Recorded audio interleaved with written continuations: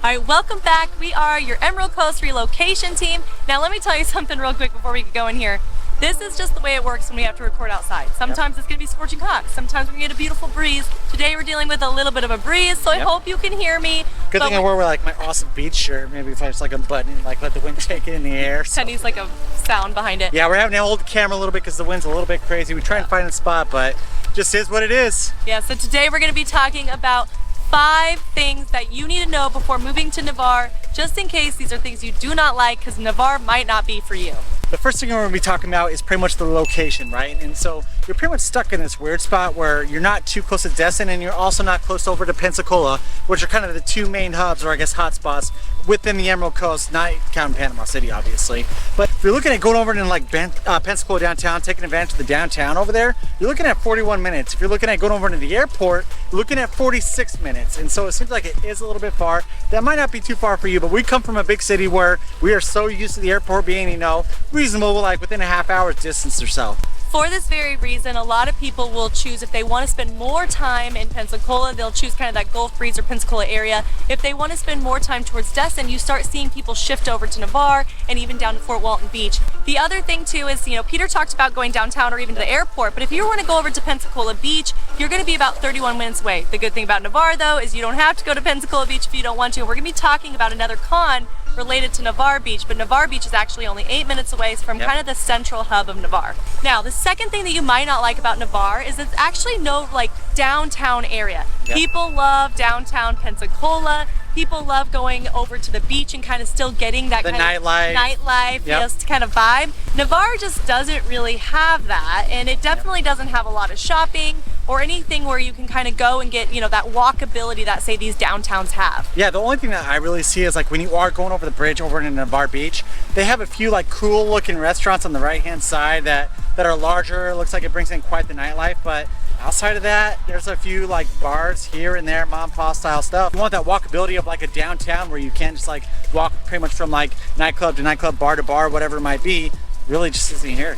Now, I don't know if you've ever seen the Navarre welcome sign, but at the bottom it says the best kept secret. So this might be why there hasn't been a bunch of development as far as this whole downtown shopping, big attractions coming to Navarre, is because they really liked, especially the people who lived here or grew up here, really liked that it was like the best kept secret, and it was smaller. I don't think it's a secret much anymore though. It's grown up pretty fast. Well, let's talk about that for a second because I think it's important. A lot of people used to like Navarre because they thought it was small and quaint, but if you look at the numbers, which we just recently looked up 2023 population numbers for you, that actually is not proving to be true when looking at some of the surrounding cities. Yeah, so like in comparison to Pensacola, obviously Pensacola is going to be the largest city at 58,000, just a little bit over 58,000 people. Navarre, you're looking at like 38, almost 39,000 people, but then if you go over to like Fort Walton Beach, it's much smaller at 20,000 people, so not as small and quaint as a lot of people might think. Well, and then if you look at Gulf Breeze, Gulf Breeze is like 7,000 people. So it's definitely not as small as people think. And it's funny because people think because it's further away from Pensacola that it is smaller, but that's just not proving to be true.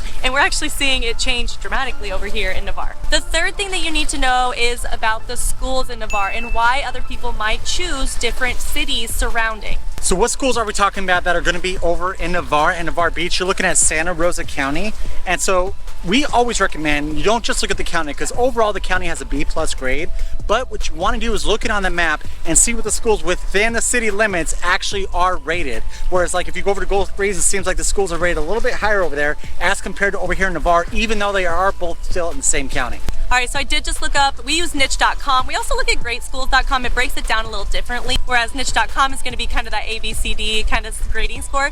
Have we ever found a school that was an F? I don't even know. In another state, I think they're too friendly. Like Niche is like, nah, we're not going to do that. I think like we've seen a D and C. Okay, but not here. Yeah, no, not here. Not here. So in Navarre, I have to say we're kind of, I guess I should say, spoiled. Because Navarre being at a B+, everything, all the schools in Navarre are still rated B. They're in the green, which they obviously, the green is good, yellow is kind of like and then red is going to be your bad. Everything's in the green and it's all Bs. That is a really good grading, especially since they're all Bs and nothing's bringing that down. It's a very strong average. If you go over to Gulf Breeze, it's going to be A. But if you look over at Okaloosa County, that's going to go back in the A's again. Again, Okaloosa is huge. Santa Rosa is huge. So there are some things that go into that. But Navarre is staying pretty steady in the Bs. There's just other cities surrounding that have A+ schools. Now, I will say though, like we're like in the process of really trying to find a church right now, right? And so one of the churches that we're doing, they had a satellite location over at Navarre High School, and they actually had a thing that their principal just got like Teacher of the Year. I'm not sure if it was for the county or what, but I mean, they definitely do still value their schools here and stuff. And the principal over at Navarre High School did get Principal of the Year. I'm sorry, not Teacher of the Year. And so that's always good, kind of seeing stuff like that within the school system of Navarre. All right, the fourth thing that you might not like is the development. And I have like a little caveat on this one, but this area, once you kind of pass over the bridge from Pensacola and you get on this kind of little, what is it even called? Like a little strip of land, I don't know. Like a peninsula type, you know, kind of, I guess, it's like surrounded by the bay, and then we have the Sound on each side. The Sound is the one that's behind us, which I always thought, I was like, yeah, you got Bay 1, you got Bay 2. That's not necessarily the thing. This is the waterway / Sound, I guess. So once you get over onto this piece of land, I would say, coming from a big city, okay? If you're not coming from a big city, this might be very different. This is a lot of perspective, I would say. Yeah.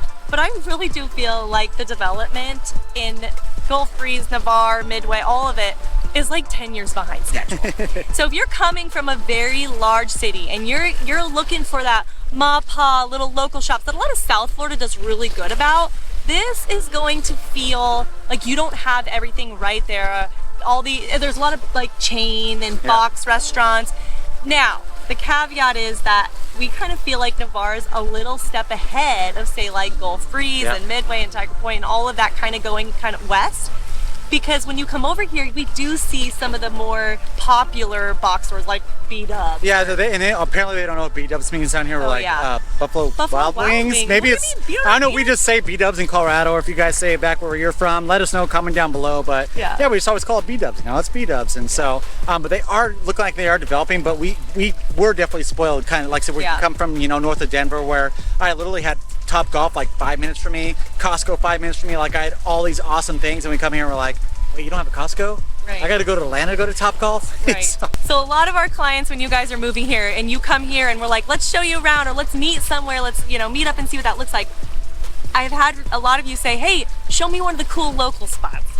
And this has been a little bit of a struggle, guys, because there isn't a ton of really cool little local shops. There's a little onesie-twosies here, coffee shops, maybe onesie-twosies here. Well, what did you see? Like Debs, they have Debs here, which was cool. You're like, who's Deb? I need to meet this person, Deb, because Chelsea's a huge coffeeholic, pretty much. Well, and food trucks are big down here. So there's like a coffee food truck, which is kind of cool. They're like food truck, what do they call them? Parks. Food truck parks. Yeah. And those are actually super popular down here. And I think that's where you're going to kind of get your uniqueness, or these little small businesses growing their business. Maybe eventually there'll be restaurants, is my hopes. Instead, you're going to get, you know, like Taco Bell and B-Dubs and, you know, all of the things that it's just not as support local. A lot of your support local is going to be like your boutiques versus your little restaurants. Now stick around to the end though, because I am going to give you a little bonus at the very end. If all of these things at the end do not sound bad and they are not deterring you away from Navarre, Peter's going to cover real estate, which you're probably is most important, but then I'm going to give you a little bit of a secret that's coming in development that might excite you if Navarre is still on your list. Real quick though, guys, if this is content that you're loving, if you do want to find out more about the Emerald Coast, do us a huge favor, hit that subscribe button, maybe give us a thumbs up, notification bell, that way you're notified every single time we put out a brand new video. Also, if you are looking at purchasing real estate here in the Emerald Coast, we're talking Destin all the way over into Pensacola, give us a call or text, the phone number right below. Right below right there, we have assembled the best team to help you out with all those pain points that we personally feel like we experienced moving into the Emerald Coast. All right, the fifth thing that you need to know about Navarre, and it may be one of the things that keeps you from moving here, is the beach. Yeah, the beach is not as, how do we say this? It's a uppity, or not it's uppity. It's not as uppity. Of course, you don't really have that nightlife unless you're coming in on that main part of the bridge. It's, how do I say this? Yeah, it's just... It's residential. It is residential. Residential. And it seems more of a retired residential, if that makes sense. If you're looking for that party beach lifestyle, you're definitely going to have to head over to Pensacola Beach in order to experience that. And of course, Destin, Pensacola Beach will be a little bit closer than Destin in order to experience that like kind of party lifestyle. But yeah, it's just not as uppity of a beach as, say, you know, over like Pensacola Beach. The other thing is, if you're looking to catch like breakfast, lunch, and dinner on the beach, maybe you're beachgoers like us, but we try to hold out as long as possible. There's not that many restaurants. You're not going to be able to get the full experience of doing an all day on the beach without packing at least a couple meals and then maybe hitting one of the restaurants. But again, there might be like what, 2 or 3 big restaurants down there, and that is it. Whereas if you go over to Pensacola Beach, you have restaurant after restaurant after restaurant. Yeah. They're all aligned the beach, they're all aligned the sound, there's live music. You just do not get that kind of vibe. Now, some people love that about Navarre, Yeah. so that's why if this is kind of like, hey, I like that, Chelsea, about Navarre, that's why I got to stick around to the end. We're going to now talk about real estate. All right, so when we're looking at that real estate, what I did was I used the median sales price and I lump everything into one sum. So I'm talking about your attached and your detached products all into one number. You're looking at a median sales price of $440,000, and that is actually down a little over 2% year over year. Now, quick note on that. That is encompassing Navarre and Navarre Beach. Once you hop over the bridge and go over to Navarre Beach, plan on spending probably about $1 million, if not a little bit under $1 million or more. And it gets a lot crazier when you just hop that way right over there. Fantastic homes, but that 440 price point is definitely more of your mainland of Navarre. Now, I just looked up some recent stuff for you because, guys, we're investors, right? We are always looking at different We were just talking about maybe buying another short term here in Navarre because of how much it's blowing up. Yeah, we're like, gosh, we're always looking at things. When we first looked at this, about October was our first time we bought a home kind of in this area. It was, you could pick up like a piece of land for like $200,000-300,000. The land over across the way now is, you can't find anything less than $400,000, and then it goes up from there up to about $600,000 for just the land alone, which is why when Peter's talking about real estate, it's going to get to that $1 million price point. Or we did see a couple things for $850 or so, but again, you know, it's very small in comparison, and it's definitely not going to be waterfront. Now, if you get into Navarre, that's when the price points significantly change, unless you're going to be on the waterfront of the Sound, and you're still going to be paying, again, $400,000 for these empty lots, not a lot of square footage, but you can pick up a decently sized, like 3-bed, 2-bath over here for $400 to $500. Actually, some of them were $300,000. Yeah, we always look. We always look, so like when we're driving by, we see a for sale sign, we're just like curious, like, hey, what is this going for and this and that. Kind of compare it to what we were used to back in Colorado, and it's so much cheaper. We just saw a house, what was it, 360, 340? Yeah, and it was a 3-bed, 2-bath. It's on, obviously, the, what side is that? It's across of 98, so it's like on the other side of 98, right on 98. But a house like that back in Colorado easily probably went in for $600,000-700,000. Absolutely. So this is still an area that you can get an affordable house, and again, you're still going to be within 10 minutes of a beach. You cannot beat that pricing. Okay, if you stuck around this long, I promised you I would give you a little snippet in the development world. Number one, I have to tell you, since Peter and I have come over here and we're learning all of these areas just for you guys, we just recently found a blow-up kind of obstacle course area for the kids right here on this side of Navarre, which is super special. But there is one fun thing finally in development with the city or the county of Santa Rosa, and Navarre is getting a rope obstacle course on the Sound side of 98, which I think is super fun. We have one down at Pensacola Beach, but we do not have anything else like that, and it's going to be between Navarre and Gulf Breeze